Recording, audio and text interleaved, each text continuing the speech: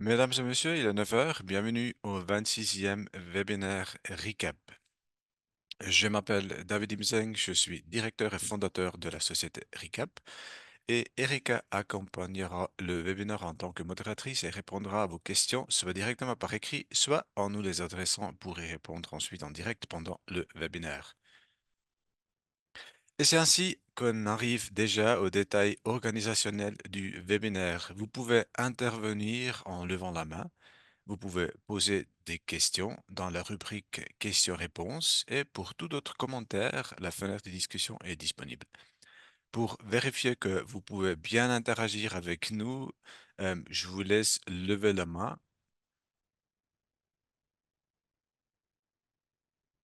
juste pour voir que tout le monde nous comprenne.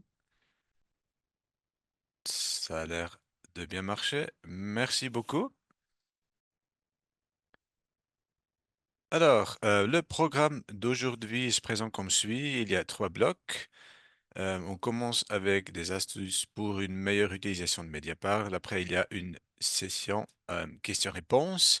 À 9h30, il y aura la présentation de nouvelles fonctionnalités et expériences avec la sécurité Internet et de la protection de données, suivi d'une autre séance de questions-réponses. Et à 10h, on a un échange et une discussion pour le futur développement de Mediapart. Nous essayons de commencer chaque thème aux heures indiquées parce qu'il y a certaines personnes qui assisteront pas à l'ensemble du webinaire. Le premier point, astuce pour une meilleure utilisation de Mediapart. Nous avons rédigé des conseils et des astuces sur la base des expériences et des questions qui étaient posées lors des formations et sur notre portail de Service Desk. Le premier thème est celui de la suppression de données. C'est une chose un peu particulière et les responsables de la protection de données souhaitent que la suppression soit aussi peu résiduelle que possible, tandis que les utilisateurs veulent que la suppression involontaire soit annulée aussi facilement que possible. Nous n'avons actuellement pas de fonction de restauration, mais lors d'une formation, nous avons trouvé une solution pragmatique et simple que je souhaite partager ici avec tout. On peut créer soi-même une corbeille.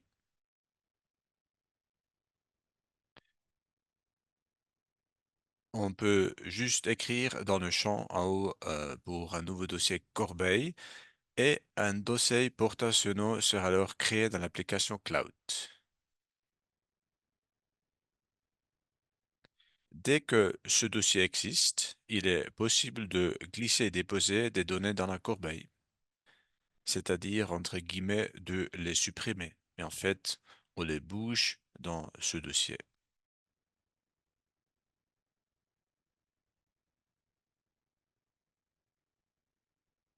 Voilà là, on a trois séances dans la corbeille.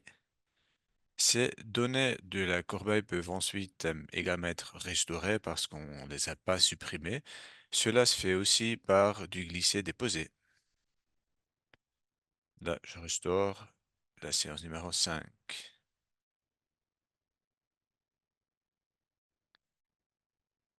Lorsque l'on n'a pas besoin des données, on peut vider la corbeille. Pour ce faire, il suffit de sélectionner toutes les séances dans le dossier corbeille et de cliquer sur Supprimer. Le système demande à nouveau si les séances sélectionnées doivent vraiment être définitivement supprimées. Si on clique OK, les données sont vraiment définitivement supprimées. Voilà la corbeille. Le prochain conseil porte sur la gestion des points de l'ordre du jour.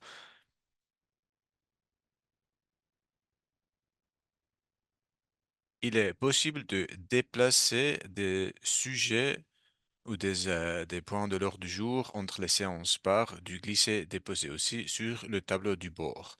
Pour ce faire, il faut ouvrir les deux séances avec le signe plus juste à gauche et puis on peut déplacer les points de l'ordre du jour.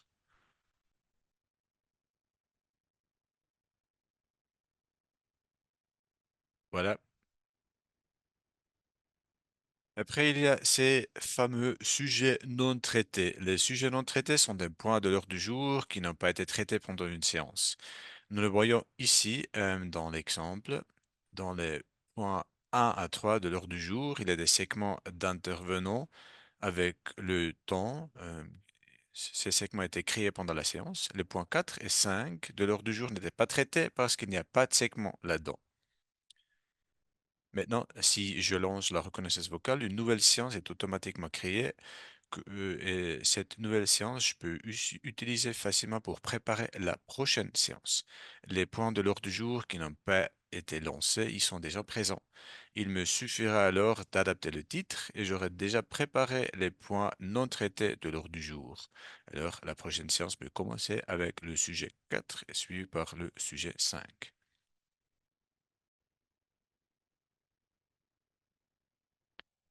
L'astuce suivante concerne l'arborescence. L'arborescence est la vue d'ensemble des points de l'ordre du jour et des segments sur le côté gauche, entourés ici en rouge. Le menu contextuel s'ouvre en cliquant avec le bouton droit de la souris sur un point de l'ordre du jour ou sur un segment. Je vous montre aussi un petit vidéo.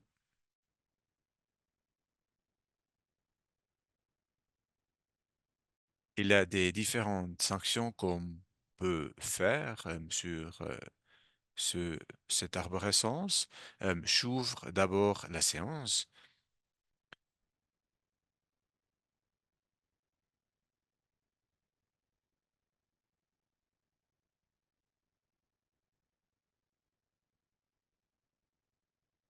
Voilà, là, la vidéo, elle veut pas continuer.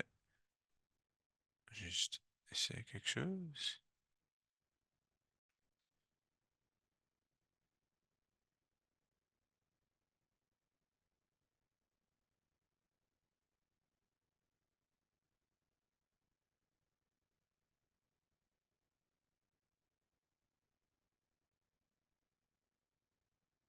Ah, voilà, il semble que la présentation s'est plantée.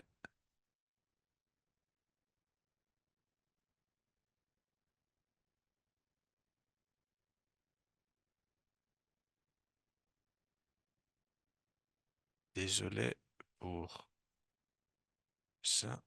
On va rouvrir tout.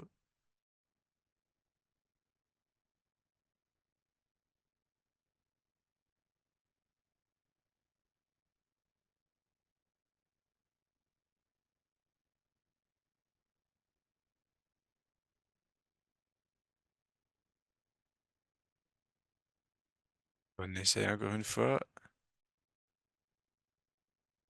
Ah, cette vidéo veut vraiment pas se jouer. Je me demande si c'est un problème de vidéo ou si c'est un problème de PowerPoint. C'est un tout petit instant.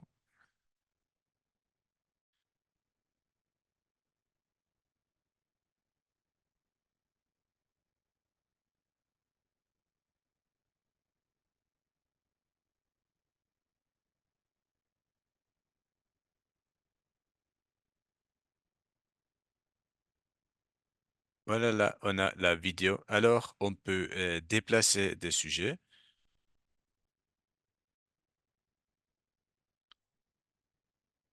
Et là, j'ai ouvert la séance. Et puis là, vous voyez déjà comment on peut déplacer le sujet. Il y a tous les segments qui viennent avec. Je peux insérer un titre.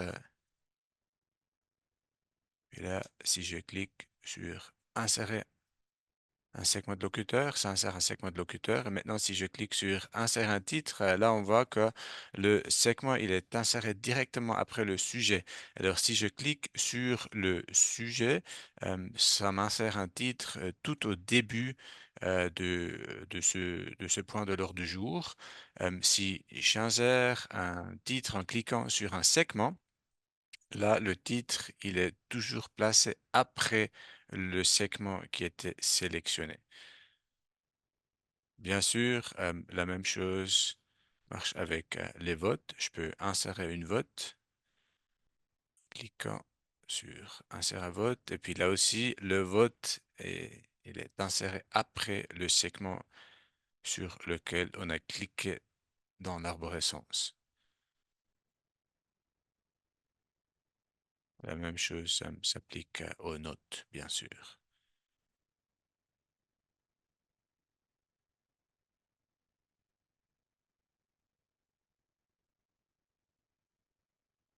Je vais vous aussi montrer comment on peut déplacer plusieurs segments. Les segments sont toujours classés par ordre chronologique au sein d'un point de l'ordre du jour. Mais les segments peuvent toutefois être déplacés vers un autre sujet s'ils ne sont pas dans le bon sujet. Pour cela, les segments peuvent être sélectionnés. Lorsqu'un segment est sélectionné, une case à cocher apparaît devant chaque segment avec laquelle je peux sélectionner plusieurs segments. Si je clique après sur Insérer tous les segments de ce point de l'ordre du jour, le système me demande encore une fois brièvement si les segments doivent vraiment être déplacés. Après avoir cliqué sur OK, les segments sont déplacés.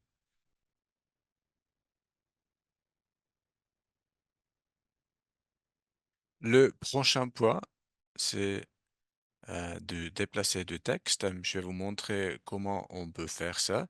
Si la segmentation n'a pas été effectuée tout à fait correctement, il est possible que le texte des différents locuteurs se trouve dans le même segment.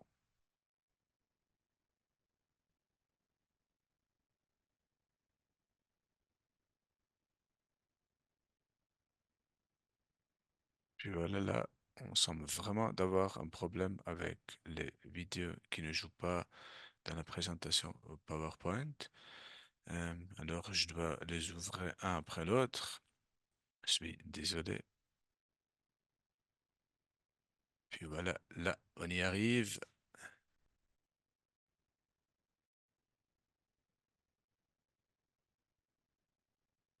Alors, je peux séparer un segment de locuteur de deux manières.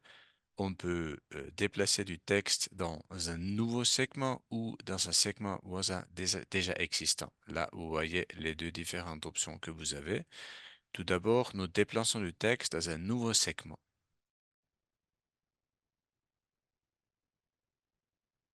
Si j'ai cliqué sur ce bouton-là, il y a plein des Y qui apparaissent. Le texte peut être séparé à tous ces endroits. Si je clique maintenant sur un symbole, il y a un nouveau segment qui est créé. Dans ce nouveau segment, je peux maintenant choisir le locuteur. Ça génère la balise speaker.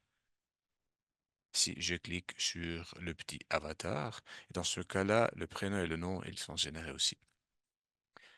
Si je veux déplacer du texte vers le segment suivant, il y a un autre bouton pour ce faire.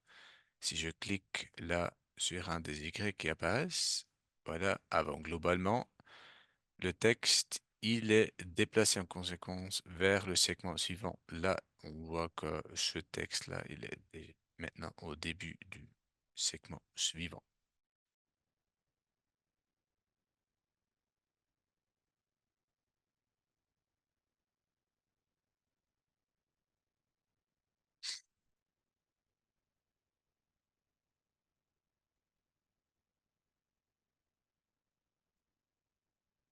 Passons maintenant à la question des postes de travail. Les postes de travail, c'est quelque chose qui est très important dans l'application desktop. Nous le voyons déjà ici sur cette image qu'il s'agit de l'application desktop parce que la barre en haut, elle n'est pas tout à fait noire. Lorsqu'on se connecte pour la première fois avec un nom d'utilisateur et un mot de passe, il y a un message qui indique qu'aucun emplacement de stockage de données n'a été choisi. On va voir ça tout de suite. Bah voilà, là, il y a ce message. Après avoir cliqué sur OK, on passe directement au choix du dossier, à savoir celui du poste de travail local. Le poste de travail local ne doit absolument pas se trouver sur un lecteur réseau ou un dossier synchronisé, sinon cela pose des problèmes lors de l'enregistrement des séances. Les lecteurs réseau sont généralement marqués d'un X ou d'un Z et les dossiers synchronisés sont souvent identifiés par une coche verte comme statut. Voilà là, je choisis un dossier qui est bien sur mon poste ou sur mon portable local. Pour le poste de travail collaboratif, nous devons également configurer le dossier. Le poste de travail collaboratif, c'est une fonction pour les clients disposant d'une licence pro. Euh, et puis ici, on va aussi choisir un dossier pour le poste de travail collaboratif. Là, il convient d'utiliser un lecteur réseau parce que tous les utilisateurs peuvent y accéder. Après la configuration, il est possible d'enregistrer une séance. C'est que nous faisons ici en accéléré. On va voir ça. Là, voilà, on a enregistré une séance. Là, on voit sur le tableau du bord, on a vu qu'il y a un petit flèche qui pointe vers la droite si on a configuré le poste de travail collaboratif. On peut ouvrir cette séance dans le poste de collaboratif. On peut faire des changements. Et puis, si je veux travailler dans le poste de travail local, par exemple, si je suis dans le train ou si j'ai pas de connexion Internet, je peux transférer cette séance dans le poste local en cliquant sur la flèche qui pointe vers le gauche. Puis quand j'ai fini de travailler, je peux de nouveau cliquer sur la flèche qui pointe vers la droite et la séance elle est transférée dans le poste collaboratif. Pendant que je travaille sur cette séance dans mon poste de travail local, euh, là, la séance elle est sécurisée dans le poste de travail collaboratif avec une petite serrure. Alors là, il y a aucune autre personne qui peut l'ouvrir et travailler avec ça.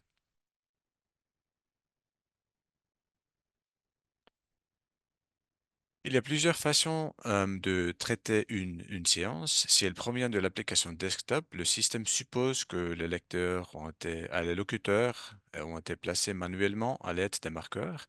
Sinon, un fichier peut être téléchargé et les locuteurs sont alors automatiquement séparés. Ce qui ne fonctionne pas actuellement, c'est segmenter automatiquement les intervenants à partir d'un enregistrement qui vient directement de l'application desktop.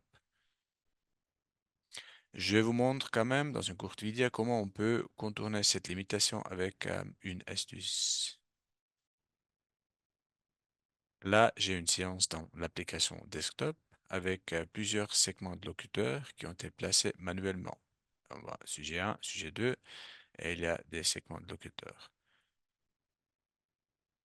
Je peux mettre cette séance en ligne, ce que je fais comme je fais d'habitude en cliquant sur l'icône. Et puis ici, je vous rappelle de ne pas fermer l'ordinateur portable pendant la mise en ligne de la séance. Si l'ordinateur portable se met en veille, cela peut causer des problèmes lors du téléchargement. Là, il y a le message.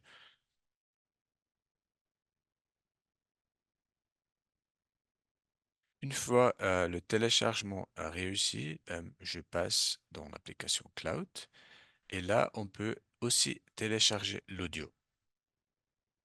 Je vais faire ça tout de suite là en cliquant sur ce symbole-là. Avec cet audio, je peux ensuite créer une nouvelle séance et je mets en ligne directement l'audio que je viens d'avoir téléchargé.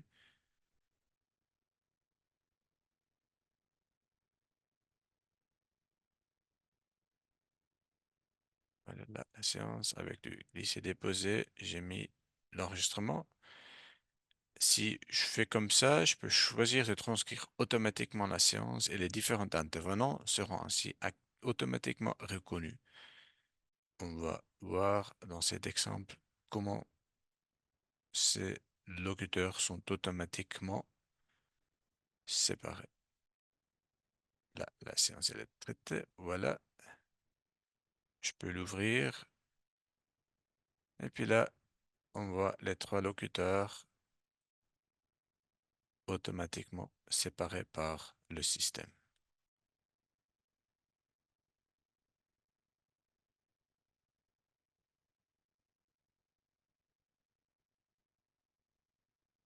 Voilà, là, on arrive déjà dans la première séance des questions-réponses.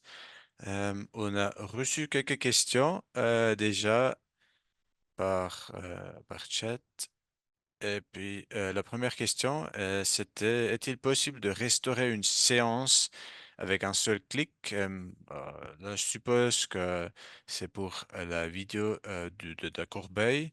Non, actuellement, il faut vraiment utiliser du glisser-déposer parce que ça, c'est juste c'est un petit hack. C'est pas une vraie corbeille. C'est vraiment, bon, c'est juste comme un dossier normal. Il faut faire avec du glisser-déposer. Euh, Puis là, j'ai une autre question.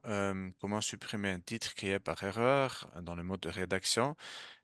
Normalement, on devrait être capable de supprimer des titres aussi avec ce menu contextuel. Si vous cliquez avec la souris droite, normalement, il y a aussi effacer ce segment et puis ça va effacer ce titre. Une autre question. Puis-je fusionner deux segments? Euh, Ça, c'est aussi c'est une question intéressante. J'ai juste montré comment on peut séparer le texte. En fait, on peut aussi fusionner deux segments. Il suffit d'utiliser euh, la même fonction, et puis on peut juste copier le texte au segment prochain ou au segment précédent avec ces petits Y.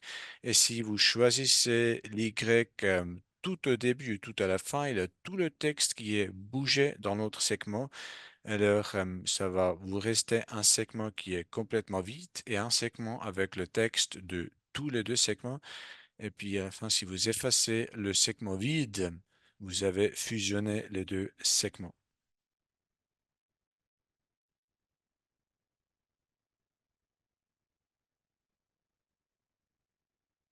On a encore une autre question. S'il est des locuteurs, ce n'est pas possible de supprimer un titre qui est par erreur parce qu'on devrait supprimer aussi les locuteurs. Ce n'est pas ce qu'on veut. Ok, alors ça, je crois que c'est plus facile si on regarde directement avec un exemple. Je vais essayer de me connecter après euh, et de regarder ça en détail.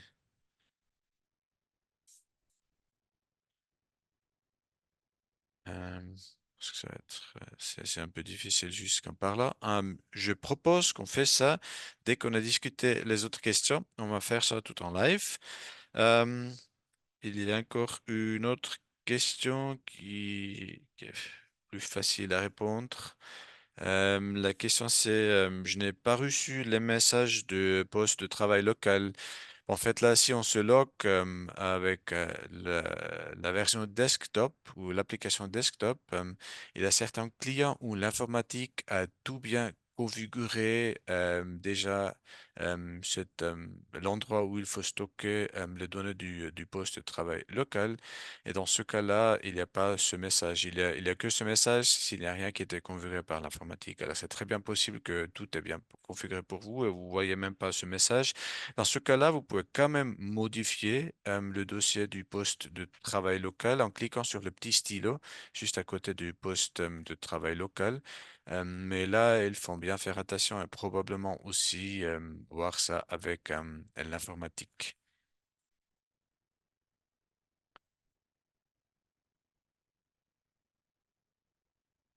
Et pour cette première partie, je ne vois pas d'autres questions. Il nous reste encore quelques minutes, alors je vais vite essayer de trouver un exemple pour répondre à cette dernière question. Ok. Hum, La voilà. Alors, je vais vite essayer de trouver une séance qui est dans le mode de rédaction. La voilà. On est ici, on a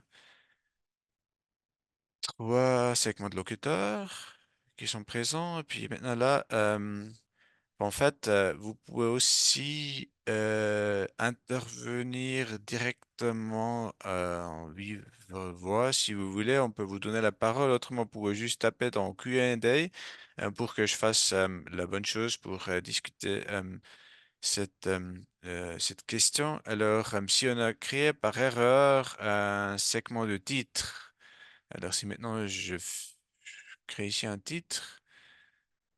Alors, si j'ai bien compris, maintenant la question c'est comment on peut supprimer ce titre-là. Et puis là, normalement, on devrait juste avoir la possibilité de supprimer ce sujet comme ça. Et puis ça a l'air de pas marcher. Peut-être, je vous donne juste la parole, comme ça vous pouvez m'expliquer ça. Parce qu'il nous reste encore 4 minutes jusqu'à 9h30.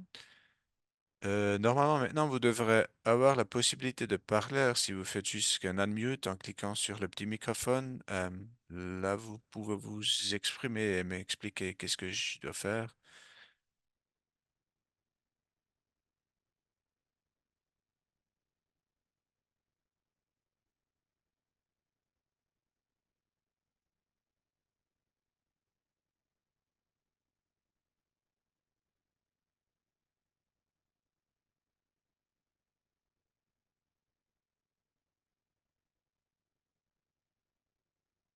Et là, bon, ça semble pas vraiment marcher avec le son. Peut-être autrement, je propose que je mets ça à côté et je les ouvert. Et si on a encore le temps, tout à la fin, on peut discuter en détail cette question. Mais normalement, euh, je suppose que ça devrait être possible, ça que vous voulez. Et si c'est pas possible, on va le faire possible. Bien. Là, voilà, c'était cette première séance de questions-réponses. Il est 9h28. Il y a des personnes qui viennent pour la deuxième partie. C'est pour ça que je propose qu'on fait une pause de 2 minutes ou une pause très courte et puis on est de retour à 9h30 pour la présentation de nouvelles fonctionnalités et nos expériences avec la sécurité Internet et la protection de données. Rebonjour, nous commençons à la deuxième partie présentation de nouvelles fonctionnalités et l'expérience avec la sécurité Internet et la protection de données. Et parce que il y a des nouvelles personnes, je demande peut-être juste tout le monde de lever la main pour être sûr que vous me comprenez. Voilà, très bien. Les personnes qui sont arrivées à 9h30 nous entendons aussi. Alors, nous avons présenté des résumés lors du webinaire du printemps et nous avons continué à travailler sur ce sujet et la technologie, elle a progressé aussi. C'est pourquoi, à partir de la prochaine version, tout le monde pourra tester cette fonction. Je vous montre maintenant comment cette fonction marche. Je peux maintenant créer un résumé de manière autonome. Et puis voilà, là, la vidéo, elle ne continue pas. Aujourd'hui, c'est vraiment un PowerPoint qui ne m'aime pas du tout.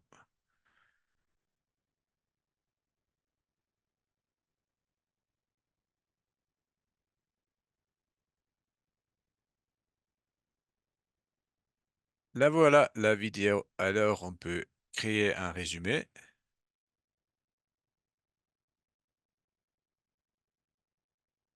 en cliquant là sur le nouveau symbole qui va apparaître sur le tableau du bord. Si je clique là-dessus, le système, il va me dire que pendant la génération de résumé, l'entrée est bloquée. Euh, et puis parce que l'entrée bloquée, c'est le système qui demande ça encore une fois, juste brièvement, parce que autrement, on ne peut pas travailler si on veut.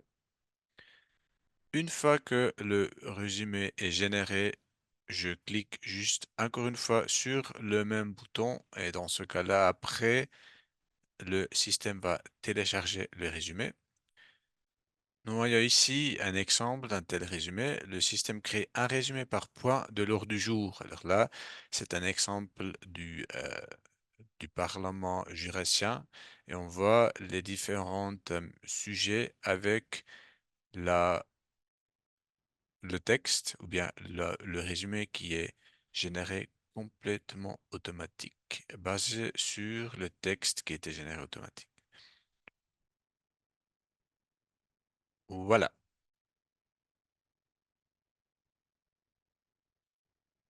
La deuxième nouveauté concerne les importations d'archives. Nous avons développé nos fonctions d'importation et les avons utilisées cette année avec plusieurs clients.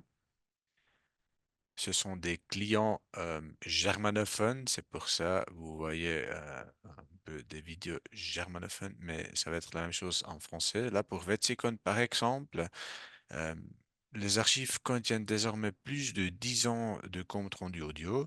La vue de Vetsicon disposait jusqu'à présent d'archives Verbalix et nous avons pu importer avec succès toutes ces séances. À Vetsicon, le procès verbal mot à mot n'est pas affiché dans le web. Les séances peuvent toutefois être recherchées par mots-clés. Puis là, on voit, il y a plein de séances.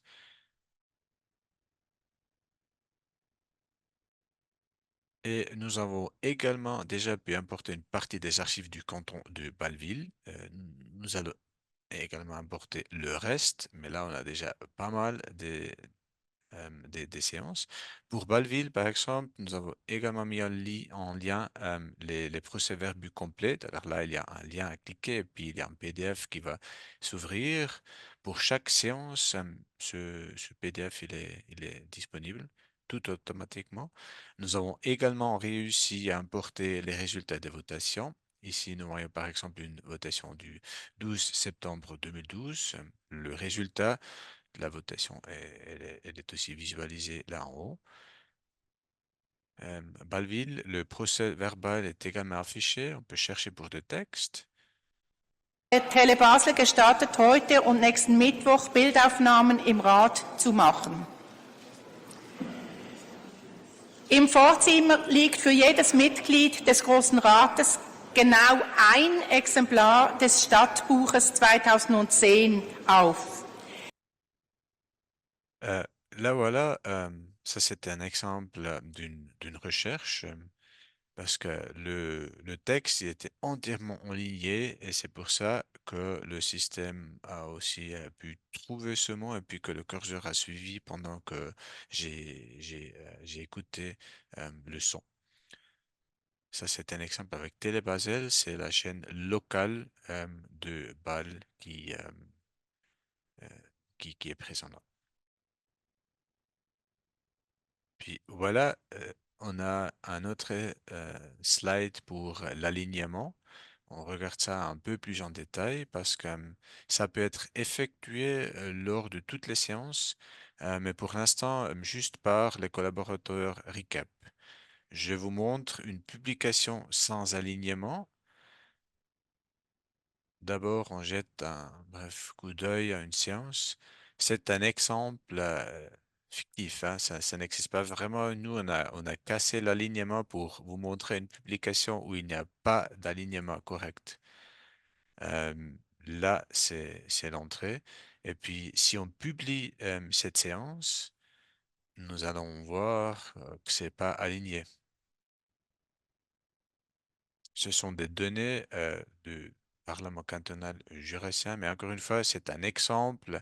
En réalité, cette entrée, elle est alignée, alors il faut pas paniquer. Si j'ouvre ce segment, voilà, on va voir que le curseur va pas suivre. Voilà l'entrée de. c'est André. Madame la Présidente, Madame et Messieurs les ministres, chers collègues, le message relatif à la révision partielle du décret concernant l'administration financière des communes est court et explicite. En fait, le projet en question a pour objectif d'appliquer aux communes, s'agissant des bâtiments scolaires et polyvalents, le même taux d'amortissement que celui appliqué par l'État, soit 3% au lieu de 4% actuellement. Là, le système, il n'a pas de lien entre l'audio et le texte. Et si c'est publié, c'est juste comme ça. Si jamais, si vous voyez des textes non alignés ou mal alignés, vous pouvez nous contacter afin que nous puissions les aligner. Puis, je vais vous montrer maintenant comment c'est si on publie cette séance alignée.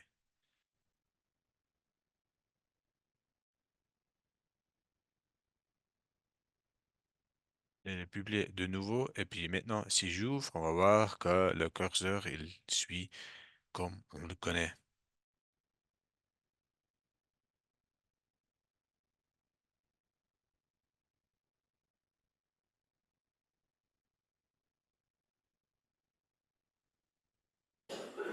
Madame la Présidente, Madame et Messieurs les ministres, chers collègues, le message relatif à la révision partielle du décret concernant l'administration financière des communes est court et explicite.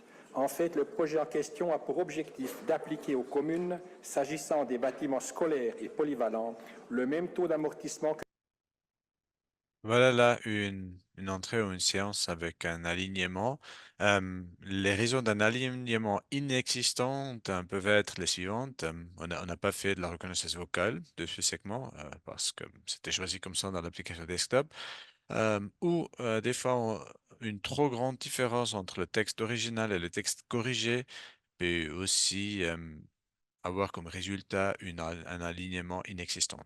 En fonction de la fréquence à laquelle nous devons intervenir lors d'un alignement euh, a posteriori, nous déciderons si nous devons éventuellement créer un bouton pour que tout le monde peut faire un tel alignement lui-même. Passons maintenant aux balises speaker pour lesquelles nous avons également introduit des nouveautés. Pour vous les présenter, je vais d'abord vous expliquer brièvement le concept des balises speaker. Nous appelons balise speaker le passage du texte où le nom de l'orateur est écrit. Ce bloc de texte peut être configuré en fonction des besoins du client. Voici un petit exemple. Là, voilà, vous voyez Madame Balmer et puis il y a plusieurs options comme choix et ce champ en gris, c'est ça qu'on appelle balise speaker. Jusqu'à présent, seule la fonction, une configuration a été choisie et chaque client peut choisir sa propre configuration.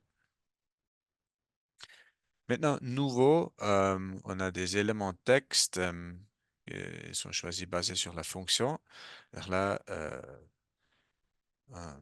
il y a plusieurs possibilités. Si vous faites des macros, alors avec une macro, on peut définir plusieurs options. Ici, par exemple, pour la présidence, il y a une abréviation ou bien il y a une variable qui s'appelle Speaker Chair F, c'est pour la présidente féminin, alors la présidente.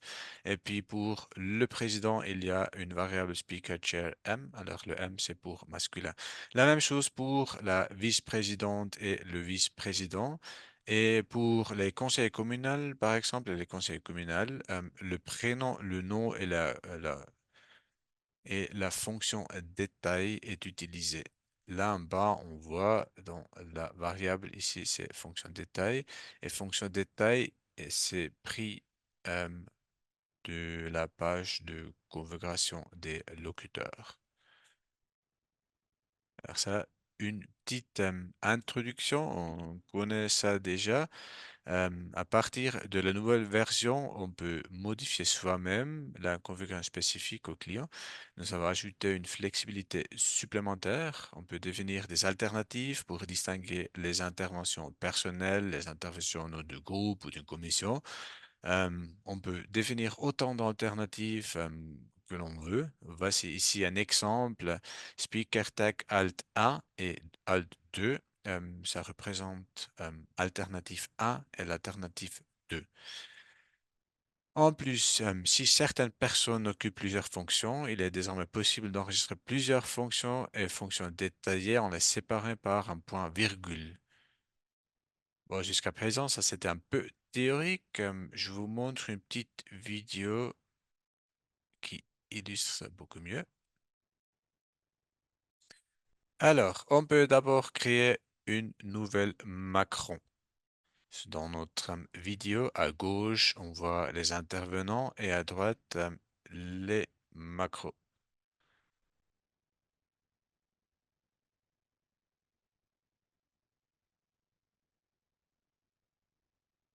Voilà, avec la vidéo.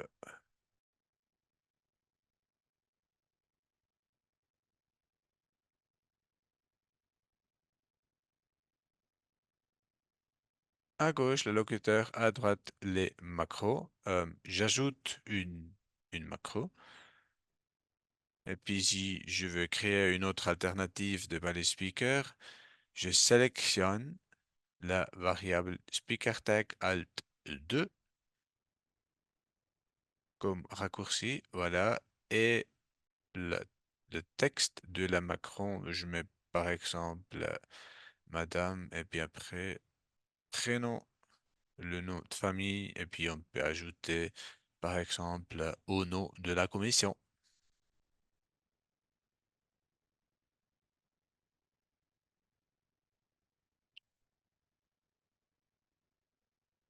Voilà. Il faut d'abord s'habituer à utiliser des variables, mais avec un peu de pratique, on y arrive très bien. Les fonctions de porte-parole, la fonction de locuteur, comme mentionné, je peux aussi ajouter des fonctions. Dans cet exemple-là, on voit que Madame Balmer, elle a plusieurs fonctions de taille et sont séparées par un point virgule.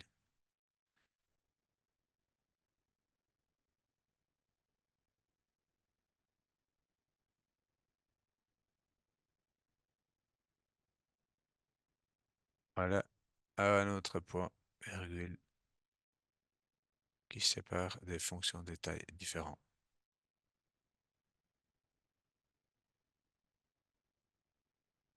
Alors, si je sélectionne un locuteur pendant l'enregistrement, la balise speaker est encadrée d'une boîte grise. On voit ça tout de suite. Là, si je choisis Madame Balmer, je peux cliquer là-dessus et je peux choisir la variante qui me convient. Dans le cas de Madame Balmer, il s'agit de différentes fonctions qu'on a vues avant. Les balises speakers ne doivent pas être choisis dans le stress de la séance. Je peux encore les adapter pendant la rédaction.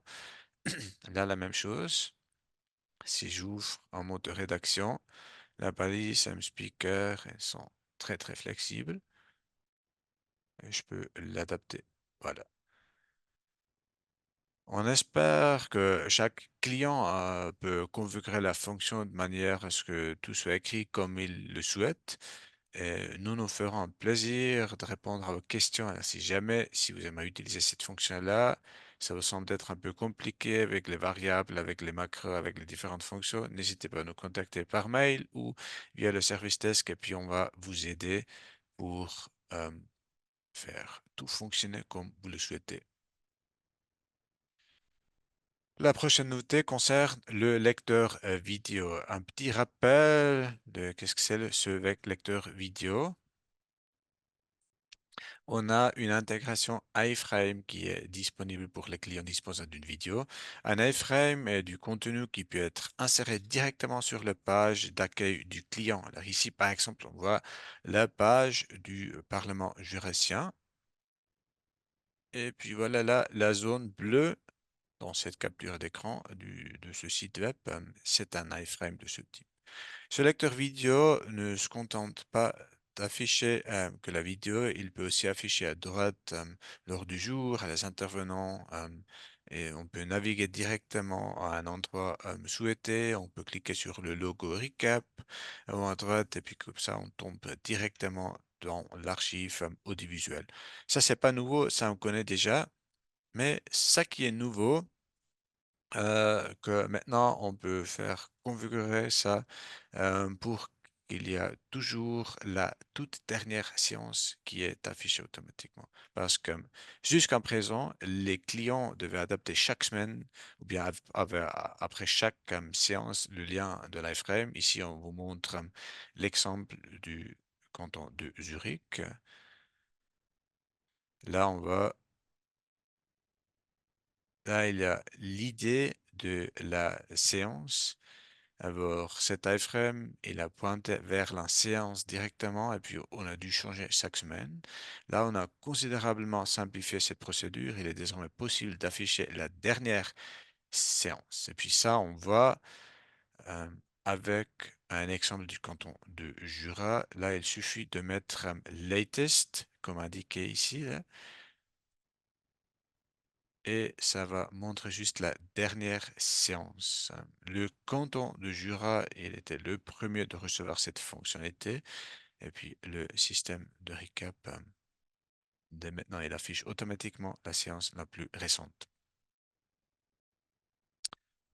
Passons au prochain point. Il y a des textes relatifs aux résultats de vote. Et puis on peut générer automatiquement ces textes. Actuellement, nous supportons quatre variables. Il y a pour le non, il y a voting against. Pour le vote prépondérant non, c'est voting equal against. Pour le vote prépondérant oui, c'est voting equal in favor. Et pour le oui, c'est voting in favor. Alors là, on a quatre variables qui sont prédéfinies avec des macros. Et ces macros permettent de configurer ce qui doit être écrit chaque fois. Dans notre exemple ici, c'est la proposition est refusée ou acceptée. Et puis, ça, c'est suivi du résultat. Pour certains clients, il est très important de pouvoir publier les résultats des votes très rapidement après la séance. Et c'est pourquoi il est possible de définir des textes généraux dans les macrons et de mettre automatiquement les résultats du vote sur terminé. Si on met le résultat ou bien les segments de vote automatiquement en terminal, ça veut dire que le texte qui est généré, il est publié directement sur le portail, ou bien dans l'archive audiovisuelle. Je vous montre ça dans une courte vidéo.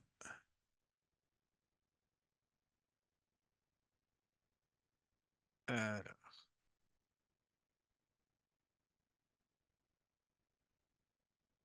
Tout d'abord, nous saisissons manuellement trois votes. Là, c'est la première. Je mets les oui, je mets les non et je mets les abstentions.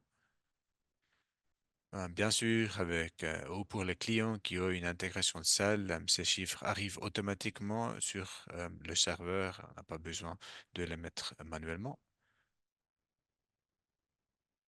Et voilà là, un deuxième segment de vote. On met quelque chose, des pour, des contre, des abstentions. Et on fait un troisième juste pour avoir trois votes de nouveau avec des pour, des contre et des abstentions.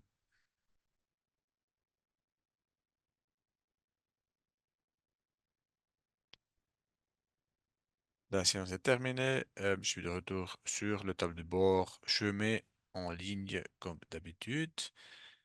Je vais dans l'application Cloud et je peux lancer la transcription automatique.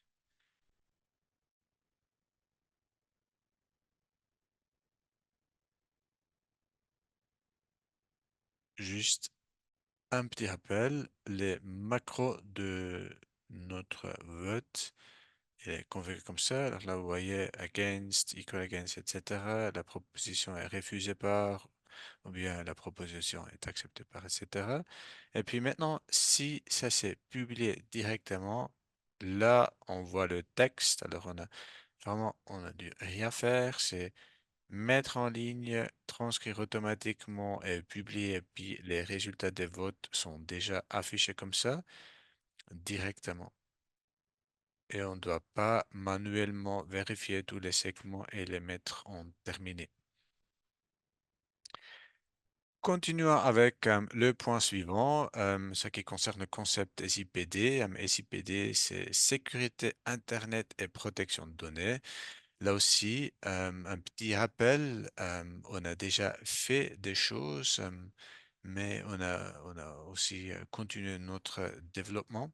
Alors, on a fait des choses, ça veut dire que j'ai déjà montré des nouveautés au webinaire du printemps. Euh, c'est un sujet qui est particulièrement important pour les séances dont le contenu est confidentiel, comme les séances commission par exemple. C'est pourquoi l'utilisateur est bloqué après 5 tentatives de connexion infructueuse consécutives, par exemple. Et puis, dans ce cas-là, un administrateur doit réactiver l'utilisateur. Aussi, les directives relatives au mot de passe sont devenues plus strictes. Je vais vous montrer ça dans un petit vidéo. Alors, si on se connecte pour la première fois, on reçoit le mot de passe par email. Ou si on demande un nouveau mot de passe, ça on reçoit aussi par email. Et dans les versions les plus récentes, ce mot de passe, il doit tout de suite être changé. Alors là, si je copie le mot de passe que j'ai reçu par mail, je fais coller, je dis connexion. Voilà, il me demande de changer le mot de passe et on voit là les différentes règles, comment on doit choisir un mot de passe. Pour les utilisateurs ordinateurs, le mot de passe doit contenir des lettres majuscules et minuscules, des chiffres, des caractères spéciaux et il faut comporter au moins 10 caractères. Pour les utilisateurs administratifs, qui sont des administrateurs, là, il y a encore il y a plus de caractères et il y a des autres règles. Enfin, de respecter la protection de données, nous en tant que fournisseurs et vous en tant qu'utilisateur, on doit mettre en œuvre et suivre des mesures techniques et organisationnelles. Qu'est-ce que ça veut dire? Les mesures organisationnelles peuvent être, par exemple, consister en une sensibilisation mensuelle ou annuelle au secret professionnel ou en des formations anti-phishing. Des mesures techniques sont des mesures de protection de données mises en œuvre par le programme. À partir de la prochaine version, il y aura des nouvelles mesures techniques, à savoir la suppression automatique et la prévention de la publication. Commençons par la suppression automatique. Lorsque nous enregistrons une séance, ce que fait ici de manière rapide, ta, ta,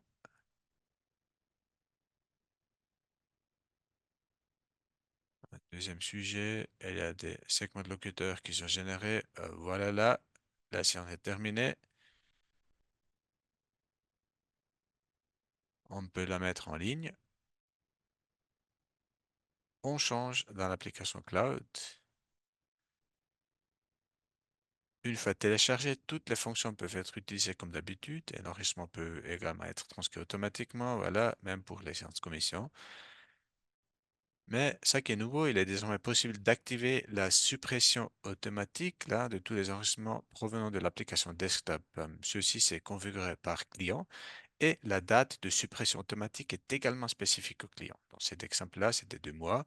Une fois que les 2 mois sont écoulés, l'utilisateur reçoit chaque jour un mail l'informant que la séance doit être supprimée car il s'agit d'une séance contenant des données confidentielles. Si l'utilisateur ne le fait pas pendant ces 3 jours, le fichier est automatiquement supprimé, à moins que la suppression automatique ne soit annulée dans les métadonnées qu'on a vues juste avant. Une séance qui a activé la suppression automatique ne peut pas être publiée. Bah, c'est une protection de ne pas publier des séances commission, par exemple. Cette interdiction, elle est également une mesure technique. À partir de la prochaine version, Matomo pourra aussi être utilisé pour analyser le comportement de navigation des visiteurs. En principe, l'analyse du comportement de la navigation sous forme anonymisée ne pose aucun problème. Toutefois, dans le cas de produits tels que Google Analytics, les adresses IP sont envoyées à l'étranger. Les adresses IP sont des données personnelles et l'utilisateur doit donner son accord pour que les données personnelles soient envoyées à l'étranger. Il est possible d'héberger soi-même Matomo et de mettre à notre disposition un code de suivi Matomo. Le comportement de navigation des utilisateurs atterrit alors directement chez vous et non à l'étranger. Une analyse serait ainsi possible. Si vous souhaitez obtenir plus d'informations à ce sujet, n'hésitez pas à nous contacter. À partir de la prochaine version, il sera aussi possible d'utiliser une connexion IDP et d'utiliser du SSO, ce qui s'appelle du Single Sign-On. Pour l'utilisateur, cela présente l'avantage de pouvoir se connecter à Mediapart avec un utilisateur Windows tout à fait normal. Et pour le responsable de la protection de données, cela présente l'avantage que les directives relatives aux mots de passe et les normes de sécurité définies par le client s'appliquent automatiquement. Là aussi, si vous souhaitez à une connexion IDP, contactez-nous et puis on va en discuter comment on peut ça mettre en place. Voilà, il y a la deuxième séance questions-réponses. On a reçu pendant la présentation quelques questions. La première, c'est existe-t-il également un lecteur audio euh, permettant d'afficher la dernière séance? En fait, pour l'instant, on n'a pas la possibilité d'ajouter un tel iframe avec la vidéo que avec l'audio, mais si ça c'est un besoin, nous pouvons le développer. Alors, si les personnes qui ont posé ces questions-là, si ça c'est vraiment un besoin, faites-nous un petit email et puis on va voir comment on peut intégrer un player audio comme iframe. Une autre question intéressante. Comment le système reconnaît-il le vote prédéterminant de président? Euh, Ça, c'est une bonne question. En fait, pour l'instant, ça marche que pour les clients qui ont une installation dans la salle, alors une intégration de salle, parce que ça, c'est le système qui nous avons qu'il y a une égalité et que c'est le vote du président ou de la présidente qui décide. Pour les utilisateurs utilisant la version desktop pour faire les enregistrements, ça c'est actuellement pas possible. Et puis il y a encore une question concernant cette IDP. Alors, comment dois-je procéder si je veux la connexion à ma IDP? Alors, tout d'abord, cette fonctionnalité, ça c'est une fonctionnalité où il faut avoir une licence pro. Alors, pour les clients qui disposent de la version pro, euh, il faut vraiment nous contacter parce que cette connexion IDP, elle varie de client en client et puis il faut configurer. Il faut juste voir la complexité de cette configuration. C'est possible qu'il y a des frais de configuration euh, pour la connexion IDP. Alors, juste un petit mail à système ou bien support@recap.ch ou vous pouvez ouvrir un ticket dans le service desk et on peut discuter de ça. Est-ce qu'il y a des autres questions?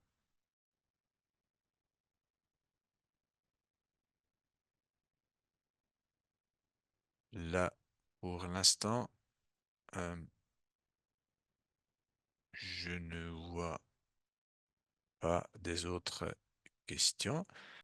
Euh, Nous, on a préparé deux, trois points pour des développements futurs potentiels. On va probablement vite voter, mais tout le monde peut aussi proposer des autres développements futurs potentiels. Et on peut les discuter, puis après, on va les développer. Le premier point, c'est les résumés. En fait, on a déjà discuté de ça. On a maintenant un bouton pour cliquer pour générer des résumés automatiquement. Mais les résumés, là, il y a vraiment beaucoup de différentes prompting options, par exemple, pour générer des résumés avec des Large Language Models, des LLM.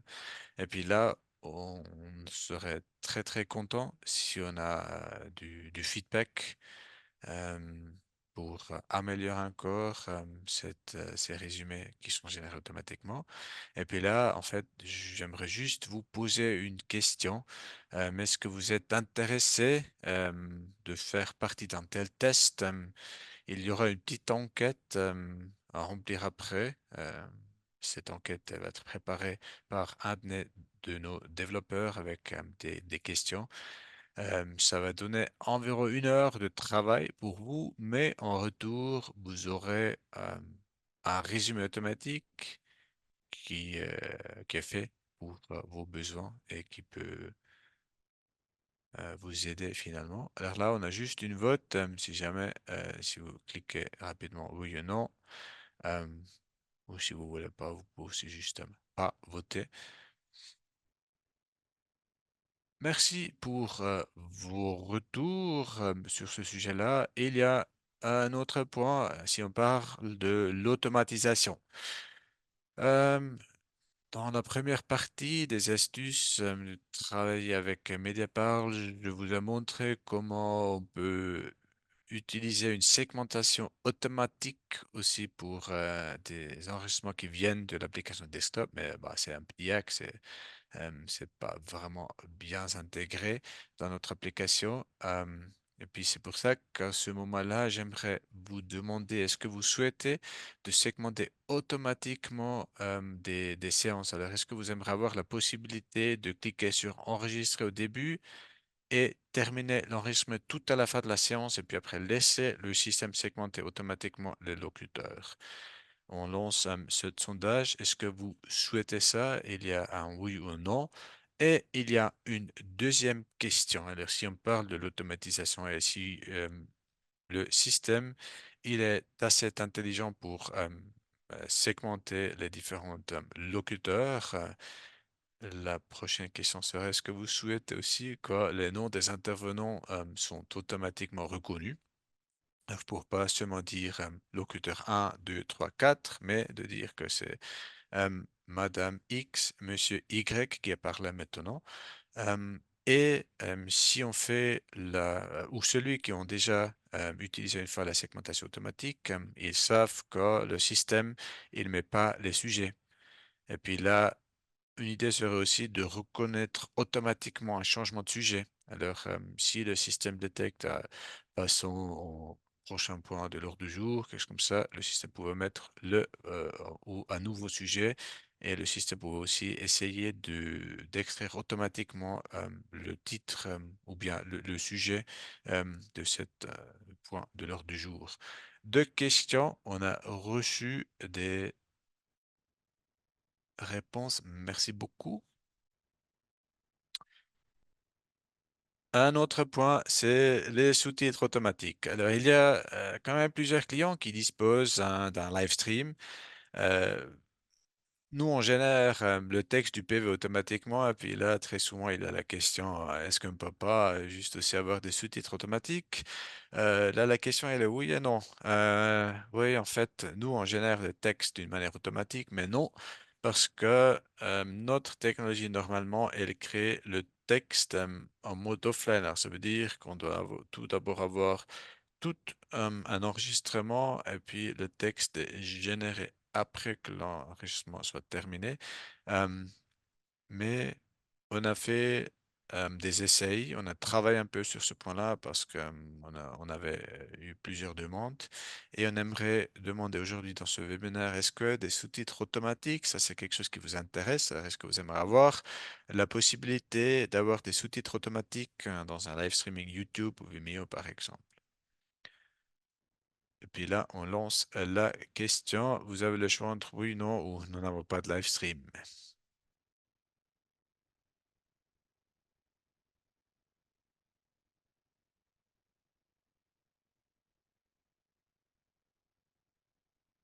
On attend encore quelques secondes si vous allez encore faire un choix. Oui, merci beaucoup. Voilà, il y a un autre point sur mes slides. Là, on parle d'une intégration CMI. Alors, CMI, euh, c'est c'est un outil de euh, de travail qui est souvent utilisé, je crois aussi en Suisse allemande. Je suis pas sûr si c'est beaucoup utilisé en Romandie, mais je demande ici quand même la question parce que on a prévu d'avoir un groupe de travail avec au moins 5 participants. Ces 5 participants, ils doivent acquérir l'interface de base jusqu'à fin janvier 2025.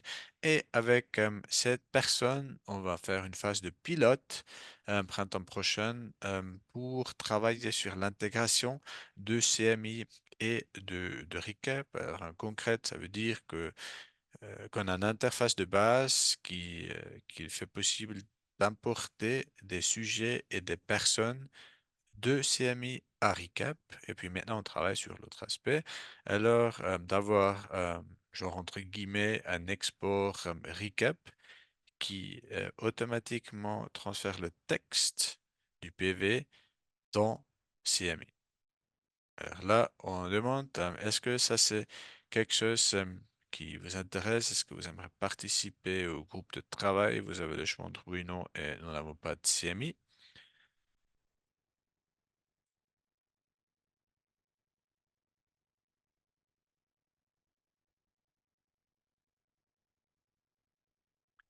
Eh bien, merci pour vos réponses.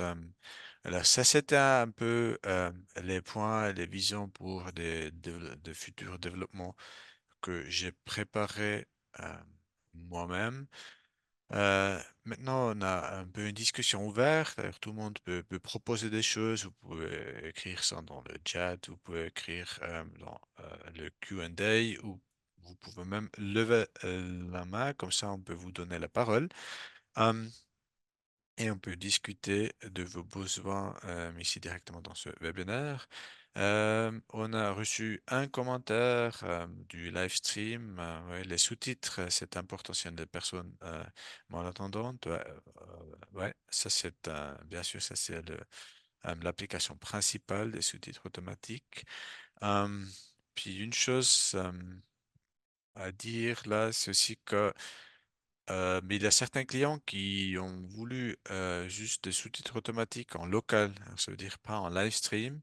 Euh, alors si on a un écran quelque part chez le client, puis là on a la vidéo et les sous-titres, ça sera aussi une possibilité. Alors il faut pas euh, nécessairement avoir un live stream YouTube, mais un live stream YouTube, c'est plus facile parce que ce sont des interfaces standards, et puis cette personne-là, elle peut avoir ouvert un live stream YouTube et suivre la vidéo et les sous-titres qui sont générés automatiquement.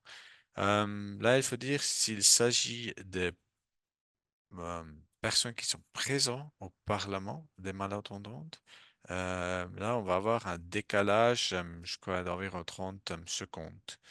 Alors, c'est pas vraiment utilisable dans la salle elle-même. C'est vraiment plutôt pour le live stream des personnes extérieures.